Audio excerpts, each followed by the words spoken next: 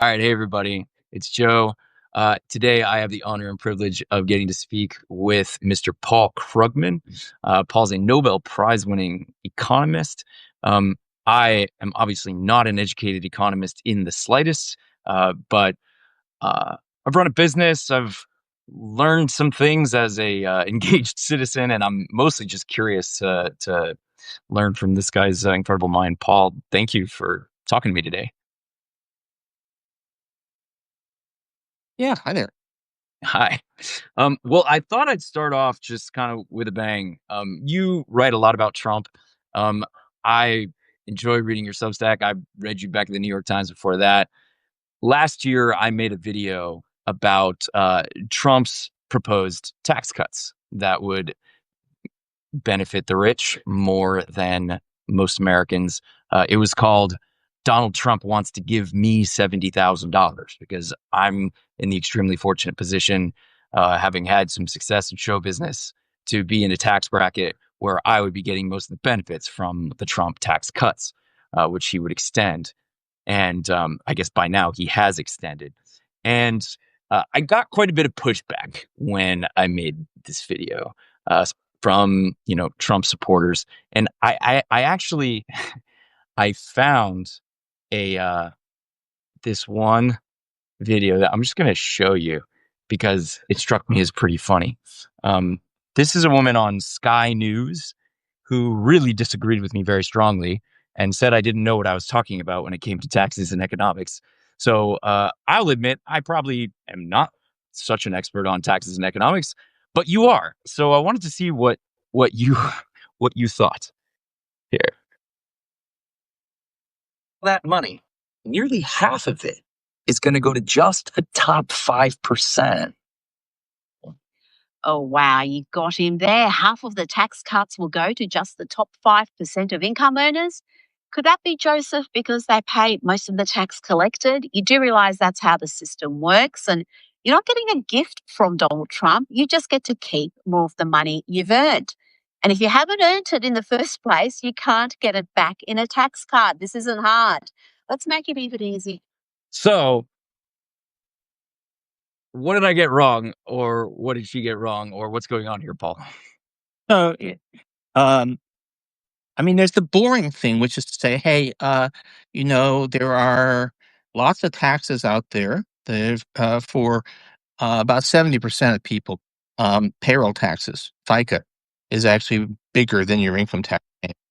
So why are we cutting, you know, taxes taxes that only affect the rich? Or that mostly affect the rich and not cutting the taxes most people pay. Why are we cutting taxes? I mean, we have a huge budget deficit. We have long-term funding shortfalls for Social Security and Medicare. We have crumbling infrastructure. But anyway, this whole idea, the idea that cutting taxes on the rich is the path to wealth and prosperity and trickles down to everybody. Um, Trickle down economics, right? Right. That is, I mean, I stole from some other people, but the concept of zombie ideas, which are ideas that should be dead, they've been killed many times, but they're still along and eating people's brains. And the idea that wonderful things happen. Trickle down economics is kind of the classic zombie idea. It has been um, tested so many times in so many places. It never pans out. What was the best economic performance, best growth, across the board that we ever had in America? And it really the post-war generation period after World War II, up through the Kennedy years. And what were tax rates on the rich like back? Right. Yeah. What, 80, 90% or something back then? That socialist white Eisenhower. Now, it's true that, most people didn't actually there were ways around it, but still, in fact, effective tax rates on the rich were much higher than they are now. Corporate taxes were much higher. Didn't seem to stop people from creating, innovating, doing all kinds of stuff. My But now, if it was like that back then, we're talking about what, the 50s and 60s, what changed and why?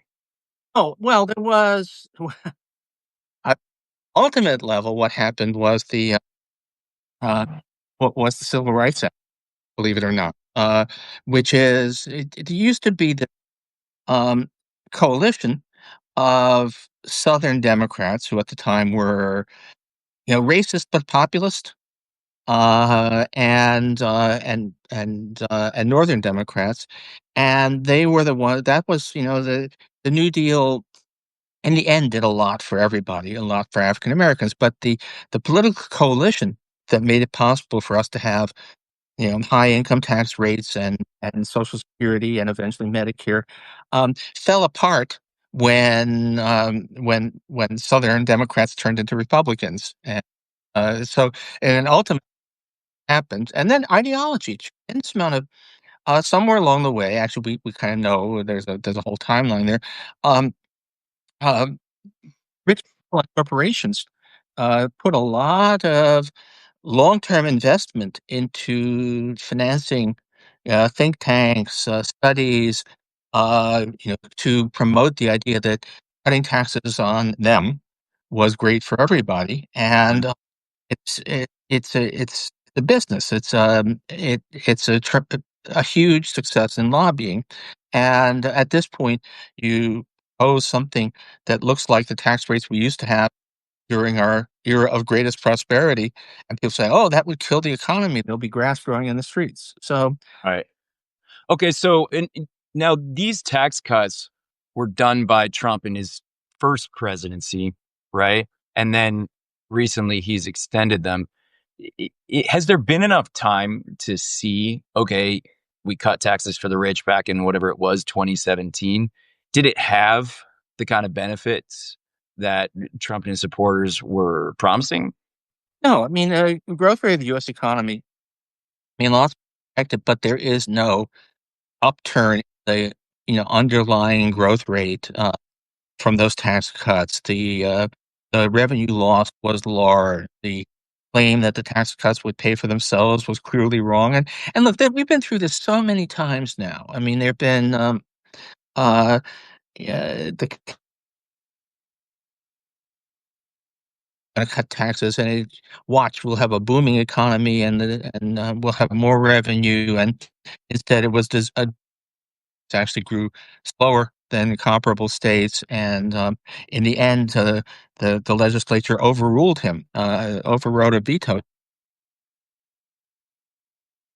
It's just nothing has been so thoroughly tested as this claim, and but of course they won't take no for an answer because uh, who benefits from an ideology that says Because the that we're rich people don't want to pay taxes, right? Okay, so can I get your support once and for all that the aggressive and condescending Australian lady was kind of wrong, and I was maybe kind of right. you were right. I mean, and I want to say one more thing. I'm in here in New York City, and New York City has, in addition to federal taxes, there's a state and a city income tax.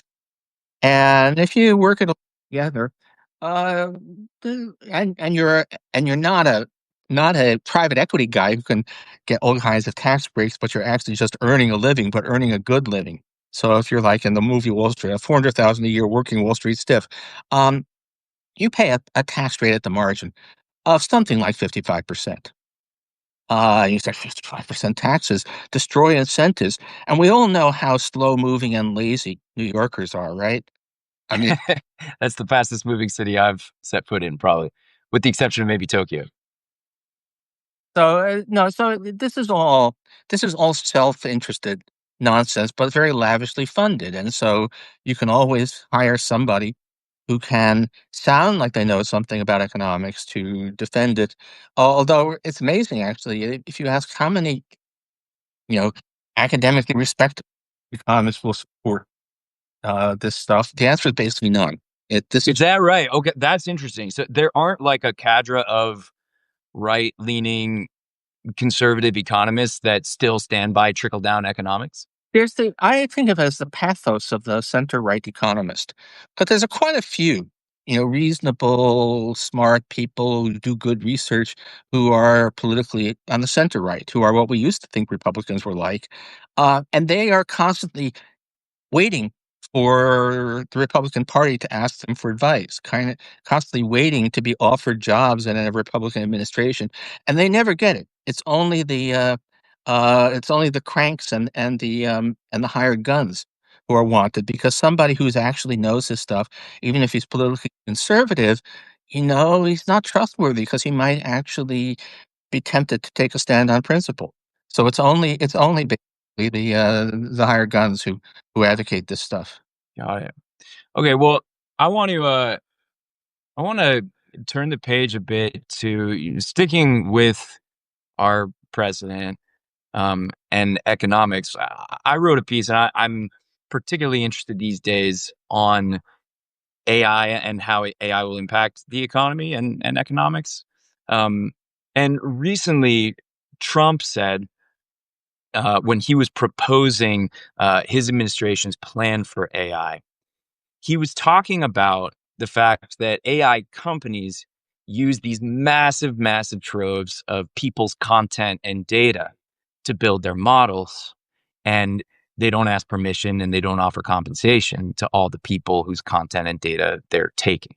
And Trump said that would be not doable, that it's impossible to uh, compensate people. And in a way, to be fair, he's right. The companies who are building these models have not yet built the technological infrastructure that would be required to uh, attribute what training data goes into what output from one of these AI products, much less pay those people. Um, but isn't that the job of government to demand that they build that kind of infrastructure, that they're not allowed to, commit what I see as theft? I don't know if you've been following this issue very much. I have read that you've been um, thinking about AI, but have you paid? I don't know if you've looked at all at the training data issue. Not specifically, but I actually have a couple of thoughts on that, and some related stuff actually, which you might find interesting. Yeah. Um, so the first thing to say is that, look, specifically figuring out which content was being used may be very hard, but there are ways. There's lots of ways in which you can get.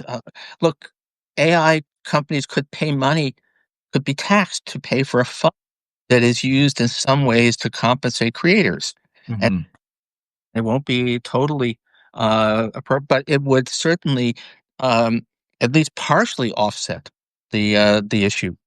We do that sort of thing all the time. You can't always make the person. We don't on pollution. We don't say that the polluter has to find the precise person who was hurt by the pollution. We Hmm. control pollution. In some cases, we require that power plants that emit stuff have to buy permits, and then we use the revenue from the permits for. There are a lot of things you can do short of this extremely difficult technological thing.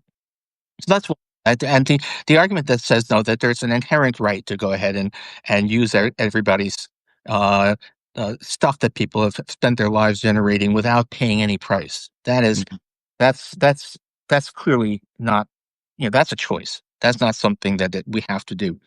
Um, the the other thing to say, however, is not however, is this is not something that started with AI.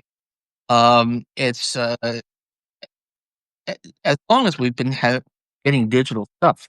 The question of how do creators get rewarded for their creation has been there as long as it was possible. I mean, uh, Hmm.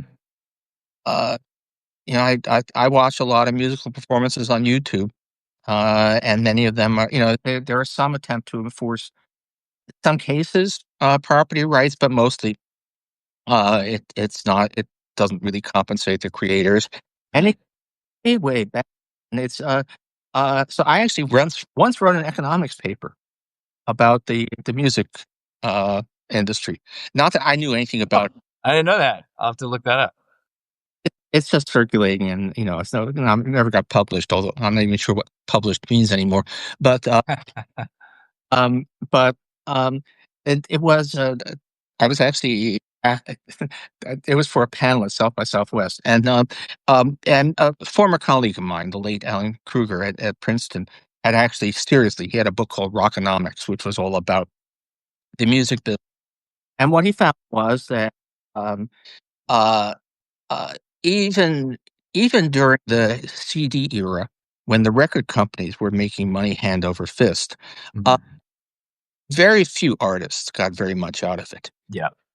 What he found was that basically always um, uh, artists have musical artists have earned a living through live performances. There's basically the Beatles and Rolling Stones and nobody else.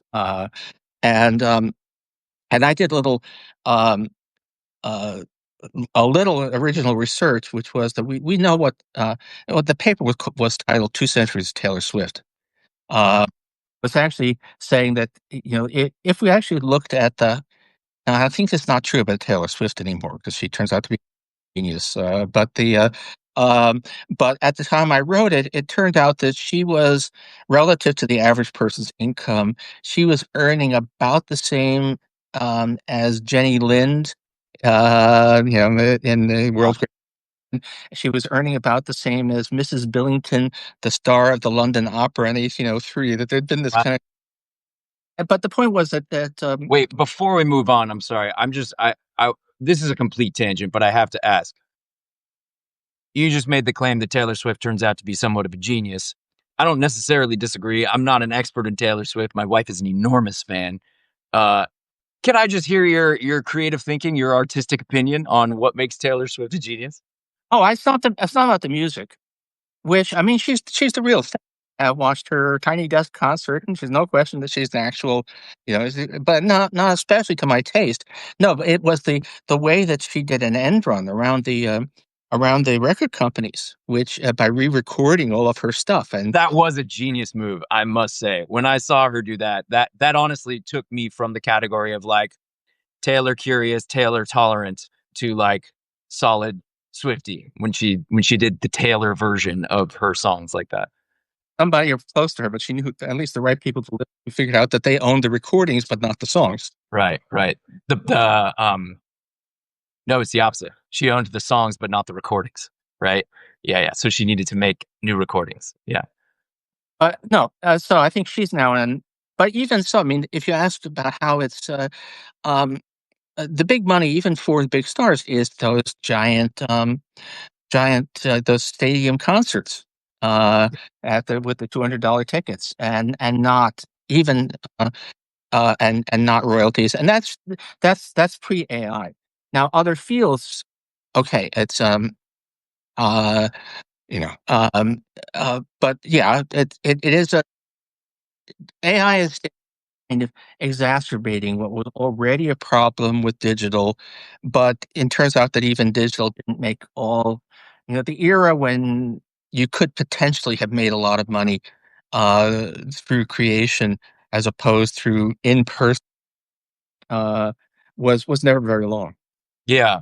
But so I want to try to zoom out past musicians and artists. Obviously, I care about that. That's what I've done for a living my whole life. But my concern that I've sort of heard technologists and some economists talking about. I'm talking about Jaron Lanier, who's at Microsoft, and Glenn Weil, who's his collaborator, the economist. I don't know if you're familiar with them, but they express a concern that goes beyond artists and creators in the conventional sense of the word. And they talk about as more and more work gets done in the digital world, as more and more of our economy is sort of mediated through digital technology, it will be not just creators, but kind of anybody who's doing any work. And you could imagine it certainly with academics or with designers, engineers, but you could even, especially once robots and autonomous vehicles start coming into further use, you can imagine sort of anybody's job that's powered by AI ultimately they like to sort of do this sleight of hand move where they say, oh, it's AI. We invented an artificially intelligent computer program that can replace a human. But they didn't, because these AI products can do absolutely nothing, have zero value without being fed a bunch of content and data that humans created. And so, in the future, like right now, they say, be a plumber. If you want to avoid job replacement by AI, be a plumber. But eventually there will be a plumber bot. But that plumber bot is going to be powered by an AI that was trained by collecting data on what a bunch of human plumbers do. And so I'm curious where you see the larger economy going as we move into this phase where this technology becomes so ubiquitous. Okay. So first, I do think that there are be a really long time before we actually have robot plumbers. Mhm. That one specific. Well, when you say a really long time, like nowadays, 10 years feels like a really long time. Like the next generation, like my kids growing up, I have a 10, an 8, and a 3-year-old right now. What are they going to do? Well, You think it'll be longer than that before we have a robot plumber? it might very well be, or something. You want to bear in mind, don't always buy the hype from the tech guys about what their tech is going to do. You're right. You're right. You're right. Right. Elon just said something like 80% of Tesla's value is going to come from the Optimus robots and it's going to happen real fast, but you don't quite buy it, huh? That we were. Remember when we were all excited about the next generation of smartphones, and the new iPhone is slightly thinner. That's our big. Yeah, it's been the same iPhone for about 20 years now or something. You're right. So, and the what dealing with the physical world is really hard. It's extremely difficult to adapt, especially to uh, unforeseen circumstances. And so I think things like plumbing is going to be one of the last areas where we're going to really see. But look, on the other hand, so these are artificial intelligence is not intelligence. And it's not all that artificial. Just say it's mostly on stuff that comes from people. I've Um, heard it called collective intelligence. I like that term for it. yeah, and there's it's large. They're really large language models. Is what the people are actually in the Right. tech. But uh, and it's what it can do something really impressively. But what it doesn't, uh, yeah, I get people mad by saying it's really a super powered autocorrect, which is Right. kind of which I think is still kind of right. But then there's a lot of human jobs that are basically just high level autocorrect. Mhm. What do you think most lawyers do? What do you think most insurance claim analysts do? And there's quite a few jobs where uh, large language models can take over. Now, but this is not the first time this has happened, right? Mhm. Of a world where machines taken over all the jobs and it's desperation. That's a 1950 novel by Kurt Vonnegut, Player Piano. Oh, I haven't read that one. I'm a Yep. Bonnie fan, but I have to check that one out. Would would destroy employment. Uh, and it in the past, technological progress has all there's always been something else that people can do. There's always been other things that people can do, and we do away with large numbers of some jobs, but something else comes along. Uh, Mhm. in the modern world, once upon a time we had farmers, and there are, to a first approximation, no farmers now. Right. Uh, what happened? Uh, You mean that because all the farming gets done by huge corporations and they're not like individual people with their family businesses when you no, say there are no farmers now? it's family farms. A lot there's corporate farms too, but it's mostly that a family farmer now with lots of farm machinery can cultivate a lot of land and raise a lot of crops. So it really doesn't very many farmers to feed America. part of the rest of the world. Manufacturing is a lot like that too. I mean, we do have a trade deficit. And, you know, part of the decline in manufacturing comes from that, but mostly it comes from the fact that the workers are more productive. But if you ask where, and yet we have a higher fraction of adults in their prime working years employed than ever before. What are they doing? Well, a lot of us are doing healthcare. Uh, um, some of that maybe will eventually go, but there's always been something else. So I think the idea we're going to have a universal jobs apocalypse. Um, you know, may, maybe the eventually get smart enough for that. But that's also when Skynet decides to kill us all. But that's Do you see any credence? You're saying that as a joke. There are folks who express, and folks who are like working at the top companies building this technology, like a lot of them that are expressing concern about that. yeah. I have my skepticism as well, but I'm curious what you make of it. Skeptical, but if that's going to happen, that's actually one of those things where if we don't develop it, somebody will. So, right, that's a kind of a well, that's a grim remark. Anyway, but the thing is that Well, it's I'm sorry to interrupt you. That's actually really interesting to me though when you say if we don't develop it, someone will, because a lot of the businesses, the AI companies that say they should be allowed to do whatever they want, they should be allowed to take everyone's data and content, they should be unregulated, there shouldn't be any safety rules and guardrails for them. The thing they often point to is that competitive race that they say, well, if we don't do it, then our competitors will, whether that's China or some other adversary. It strikes me as a bit overly simplistic and dishonest, which isn't to say we don't need to stay competitive with China, but it strikes me that part of staying competitive with China is making this technology not ruin our society and making this technology be good for everybody and good for the wider economy and not just good for a few companies. And if we want to stay competitive with China, that's the way to do it. But yeah, I'm curious, how persuaded are you when you hear them point to this sort of arms race dynamic and say we have to go faster or else?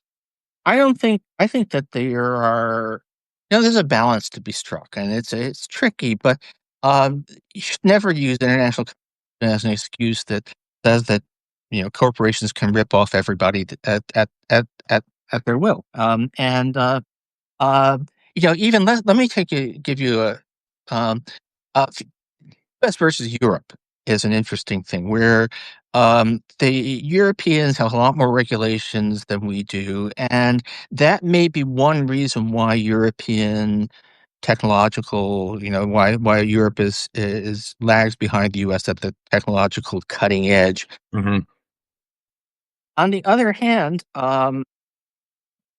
Europe's such a terrible place. I mean, Europe has they have lower GDP per capita than we do, though a lot of that is because they take vacation, don't. And they have about 4 years longer on it than we do. So are we sure that we made the right choice there? And so the idea um, maximum if license to steal is justified by international competition is that's is certainly not right. Um, so no, I'm not. I wouldn't. I think it's probably impossible to stop these large language models from being out there. Probably impossible to stop them from scooping up a lot of data, but there probably are ways to make at least the operating case is Yeah, I wouldn't want to stop them. I wouldn't want the tech to go away. I think actually there's a lot about the technology that's really inspiring. I just think that as far as the economic upside of this technology, it should be shared with all the human beings who are creating so much of the value. yeah, definitely. And there's also there's the and for that matter, you can't stop technological change from displacing. Some jobs will go away, as they have many times before, right? Mhm. And what you can do is you can try to make sure that losing your job to technological change doesn't mean losing healthcare, doesn't mean that your children are malnourished, and that they don't get it.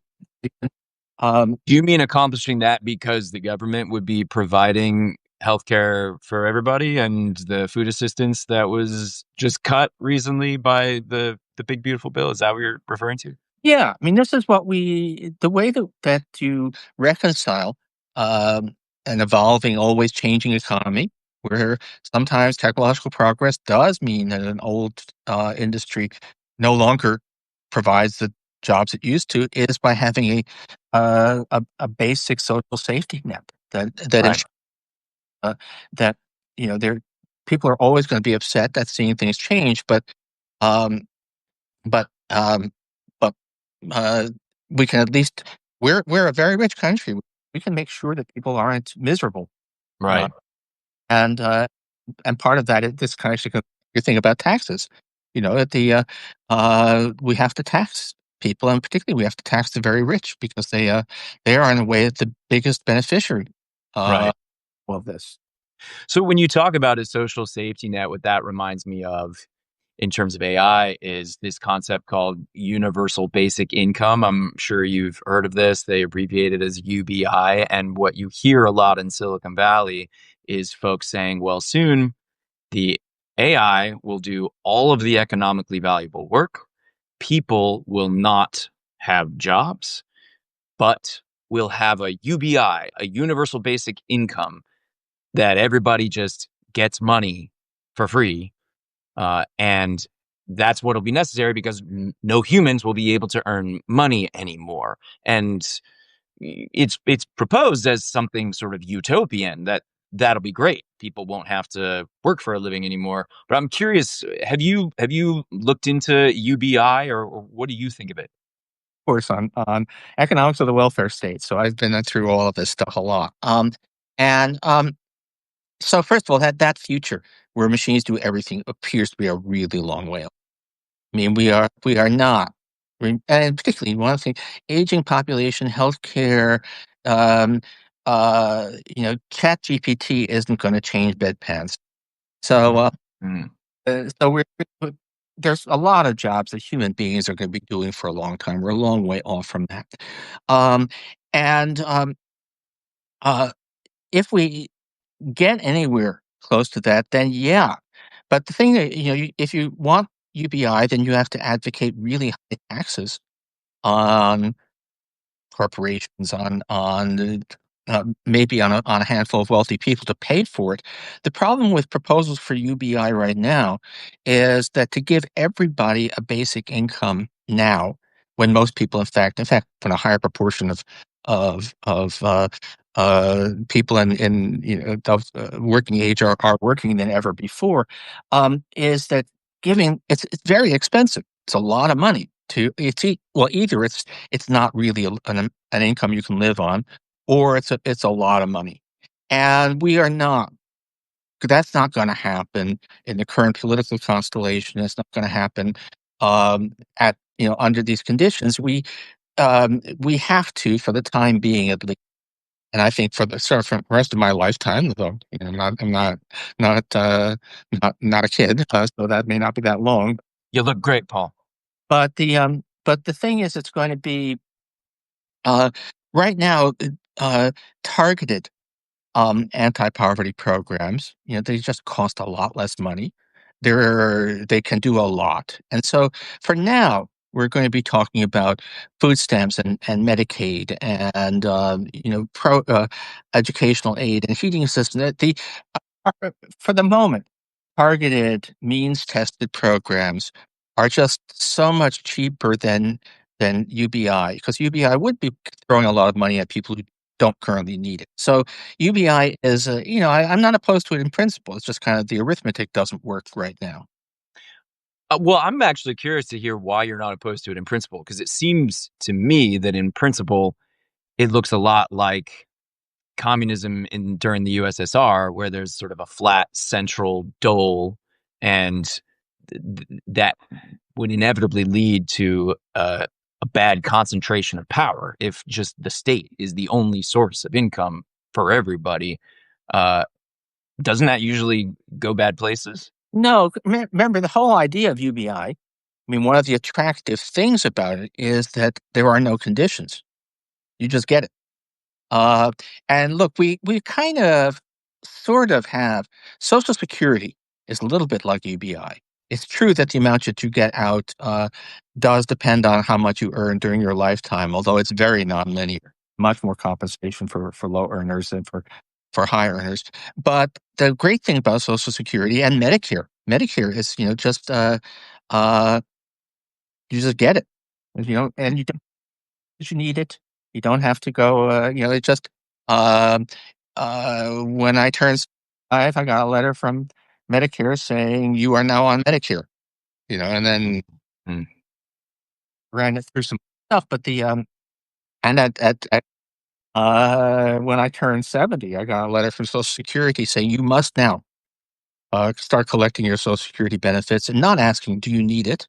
Not Mhm. So there's a lot more dignity involved in a program that is entitled. You're just entitled to be, and That's not how it used to work under communism in the 20th century. well, no, but that's not what made communism was was the uh, was the secret police, right? Right. In a society where masked men can just grab you off the street, and anyway, I uh, mean, certainly that was part of what made Stalinist Russia terrible, but wasn't it? I mean, sticking strictly to the economics, is it not sort of shown? I guess from my layman's perspective, it seems like a demonstration that a more market economy where there's incentives for people to strive and do well, and rewards for those who do, ultimately performs better than a kind of a flat economy with a central state that just gives everybody the same.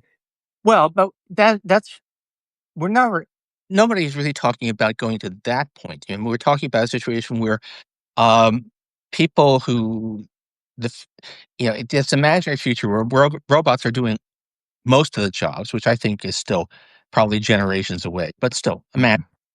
Uh, but the people who do have jobs and presumably make a lot of money at them would be allowed to keep some of it, but they would be paying.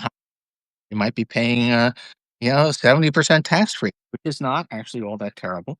Um, and and everybody receiving a lot of things as basic rights.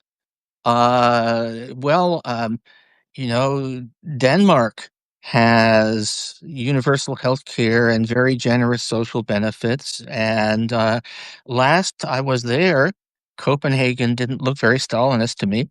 Right. Uh, Right. so this is confusing what the issues are.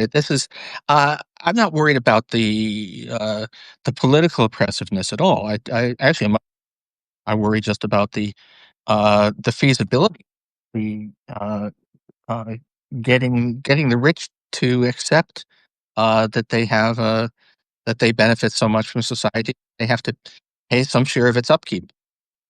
Right. And the idea, what you're saying is, if there were a UBI, it would be so expensive that it would necessitate the rich paying much higher taxes. Look at what anybody remember Andrew Yang, but when he was talking about UBI and a month, um, 1,000. It is not really possible to live in America on 1,000 a month, and Right. so try to raise it to something that you could live on. It is it's a lot of money. Right. Right. It takes a lot of money. I guess when you say, I guess part of the tension here is that, first of all, maybe it's hype, but there are a lot of folks in the tech world who talk about exponential growth just around the corner, that it's hard to imagine things that change at exponential rates, and that a maybe not fully autonomous, but almost fully autonomous economy is closer than you're estimating. So that's part of the tension. But even, I guess, once we do get to that fully autonomous economy, they're imagining that so much wealth is being generated by these autonomous systems, AI and robots and everything else, uh, that there'll be enough to go around. And raise the taxes and do it. Now, there are all kinds of existential problems with that, which are not that it'll become uh, tyranny. The problems are that uh, um, money isn't the only thing we get from work. That that Mhm.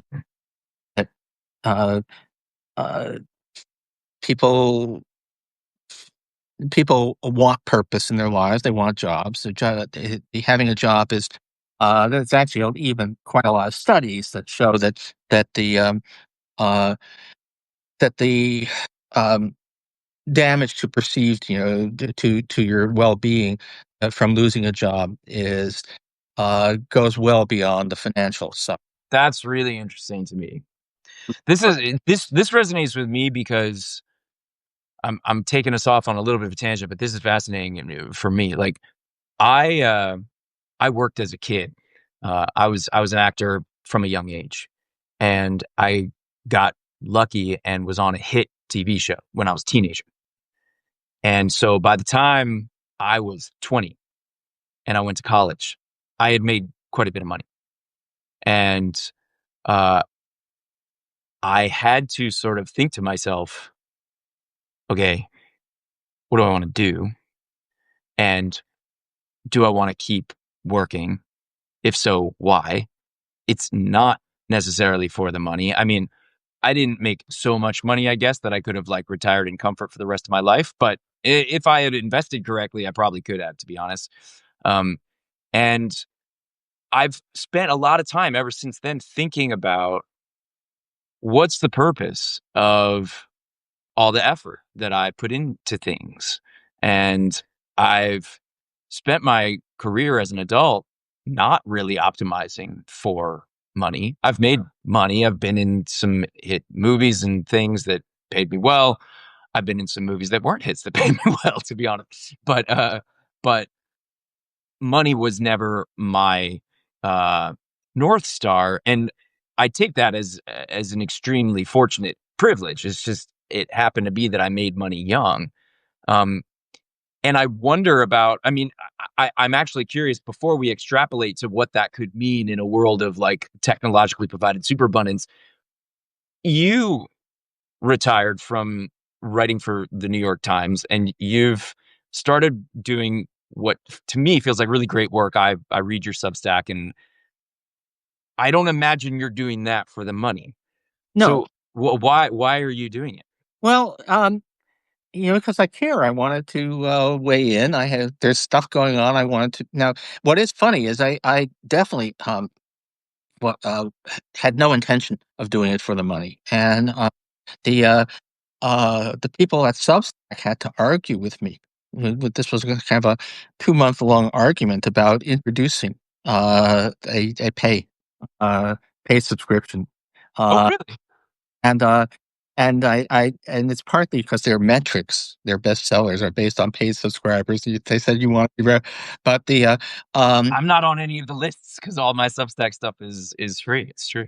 yeah, and so the uh, and I've held it down. I have one post a week, Walt. 6 days a week is, and now it's turned out that I am in fact making a substantial amount of money off it, which was Well, congratulations. You write good stuff.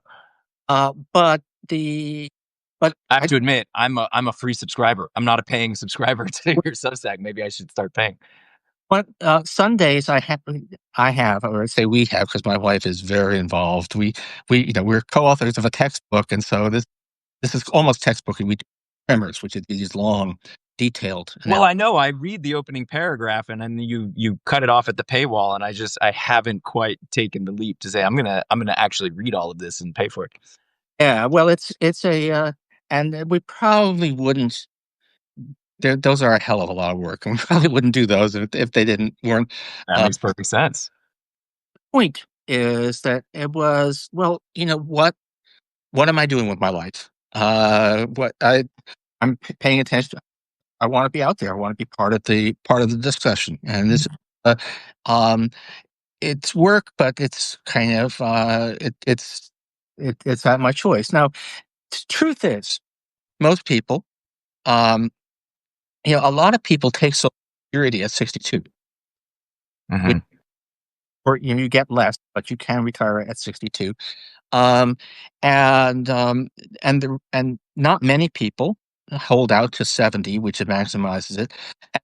Is that actually many people don't uh, love their jobs? Many people don't, and for them, there are other things to do with your life. And I think we can assume that if well, we have more retired people with adequate incomes than ever before in the history of the world, and most of it they do fine. They have they they they um, they do stuff at home. Um, uh, they play golf, which I don't get that, but anyway, I'm not a golfer. But anyway, but that so it's not as if life is purposeless, but there will also be, certainly when you're younger, most people I think feel some need to justify to themselves their existence, and work of some kind is how people define their identity. So then do you see a future where technology gets advanced to the point where fewer people have to do work and there's fewer and fewer jobs and people are needing to find something else to do with their time and something else to sort of identify with as who they are than their job? I don't know. I mean, people have predicted that sort of thing for generations. The workless future has been a trope of science fiction and speculation since before I was born, Yeah. and it keeps not happening. And look, we could, in the United States, we could uh, postpone that day of reckoning for a long time just by reducing the work week. There's this Mhm. the people used to have 80-hour work weeks, and it dropped to about a 40-hour work week, and in the United States, and then flattened out. And in the rest of the advanced world, actually, work weeks continued to get shorter, and Right. people's vacations got longer. And the United States, they did not. So if we were just I lived in New Zealand for a little over a year.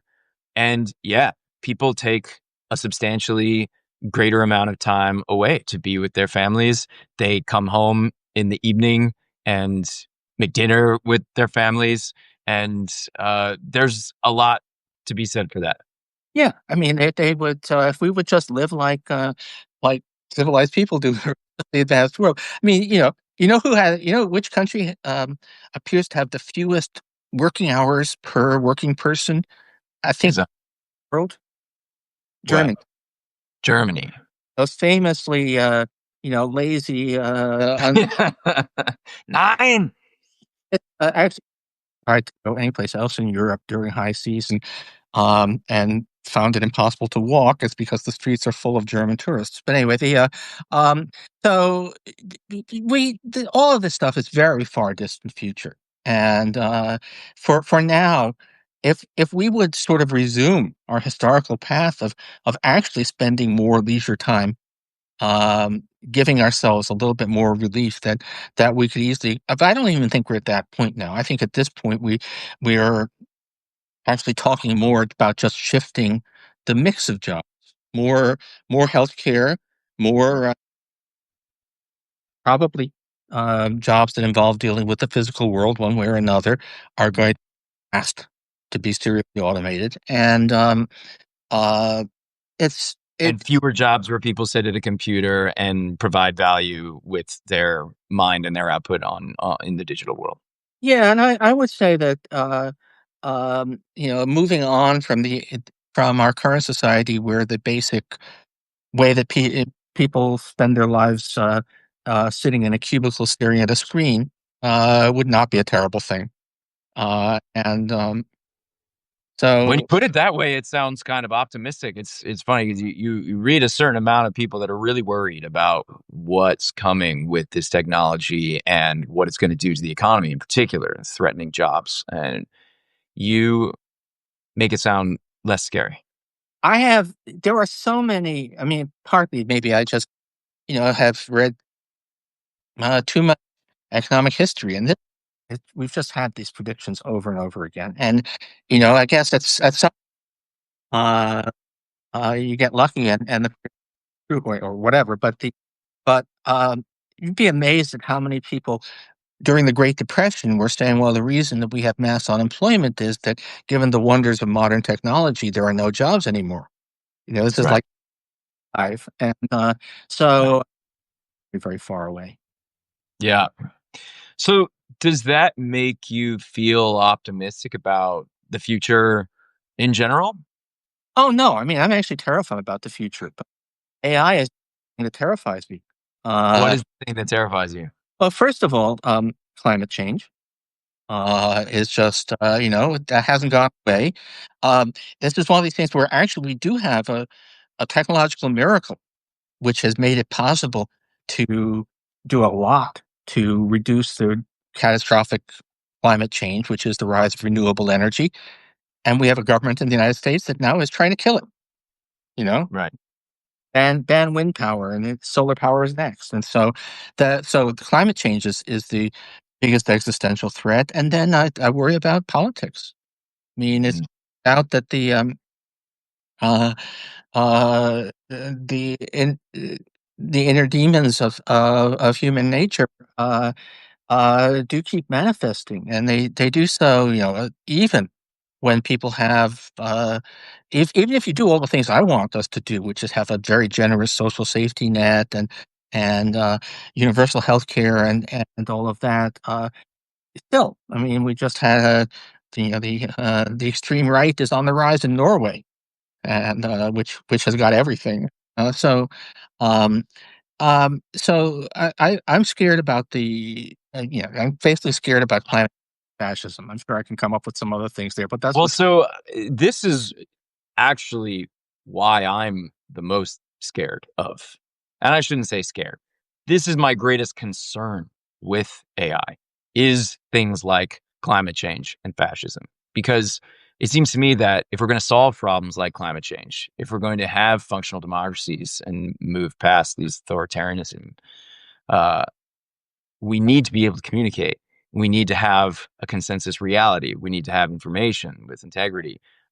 And we've already seen for the last 10, 20 years how social media has damaged our ability to communicate and cooperate. I wrote a post sort of along these lines recently.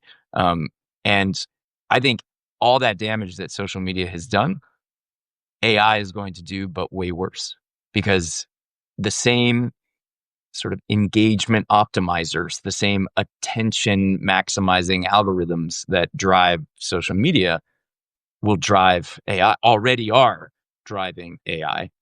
And it's going to lead to the same breakdown in public discourse. I'm quite worried that unless we're able to really kind of get a handle on this technology and make it serve the public good instead of just the profits of a few companies, that this technology will really make it very difficult for people at large on national or international levels, or even at municipal or state levels, to come together, have a productive conversation, identify problems, come to solutions, and do what modern society demands uh, people to do to solve these problems. So this is where I'm the most concerned about AI.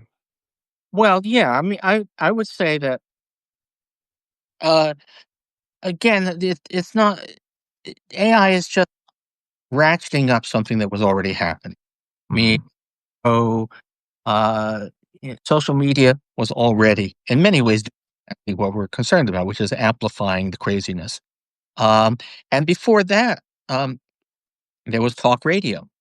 Uh, Mhm.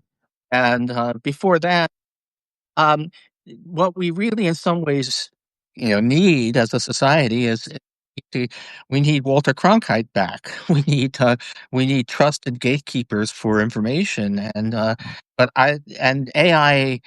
AI didn't destroy that. A lot of other things destroyed, but AI probably makes it harder to ever recreate anything like that. I think that that's right. I might push back a little bit. I don't know that the right gatekeepers will solve the problem because Walter Cronkite in the age of television also had its big problems, and I would argue that television made public discourse a lot worse than it was before television existed, and the invention of the telegraph and the photograph arguably also made public discourse worse. It could because again, all these technologies were applied to businesses instead of applied to serving a productive public discourse. There are examples of technology being used to facilitate robust democracy. I'm really inspired by Taiwan. I don't know if you've ever looked at uh, Taiwanese democracy. One of my heroes is the the uh, the first minister of digital affairs of Taiwan, Audrey Tang, who implemented these incredible systems, digital technology, social media, even you could call it, except it was not social media set up by a business and driven by advertising. It was social media set up by a state-run ministry to facilitate public discourse. And by all these measures, Taiwanese democracy is stronger than almost any in the world. And so, I feel like we have the capability, we have the technology to communicate and cooperate, but we're not using it. Right now, it's just being used to make money. Oh, you could easily imagine a sort of, and I'm just doing this on the fly, but you could imagine a kind of chatbot um, that was run as a public utility, like the BBC in its Yeah. work. Uh, Chat USG for U.S. government that would be uh, Chat USG, that's fun. uh, Wow. monitored, trained to avoid factual errors, to give a fair hearing. You could easily, in our political environment, uh, no one would even. It's completely outside the bounds of anything that might happen. But yeah, if you actually think about the base of this stuff, and um, then there actually is why this technology couldn't be harnessed to actually improve public discourse. Um, uh, One of the things that I don't know whether this is a nightmare scenario or hopeful is there is the sludge apocalypse, where the more and more of the data that AI is trained on is actually itself generated by AI, and Yeah. the whole goes into a stinking pile of garbage. Yeah. But anyway, The slot problem. All right. Well, we're almost at time. I know you've got errands to run. Uh, could you leave us on a note of credible optimism? I grant your your concerns about the future, but I'm curious in your moments where you need to find some reason to be hopeful about the future. What do you think about? wow, food has gotten an incredible amount better. uh, uh, you American food anyway. No, I mean, look, the um, I said climate change. The thing is, the United States appears to be deciding to give up, but we are not the world. And the fact of the matter is that the green technology revolution is happening. Uh, Trump is trying to stop it from happening here, but we are not the dominant player in the world in the way we once were, and I think there's a pretty good chance that we will manage to save civilization despite ourselves. Um, and also, we are not the world politically. This retrogression um, in that's happening here politically. First of all, I will not accept that it's permanent. We will fight it. And lots of other places have also got values. But I think the biggest the renewable energy revolution is still the single thing that I think has done most to make me feel less doomed than I did a few years ago. Mhm. That makes a lot of sense. Well, thank you for your time, Paul. I really love the chance to get to talk to you and hope we get to do it again sometime. Hey, take care. All right. Bye bye.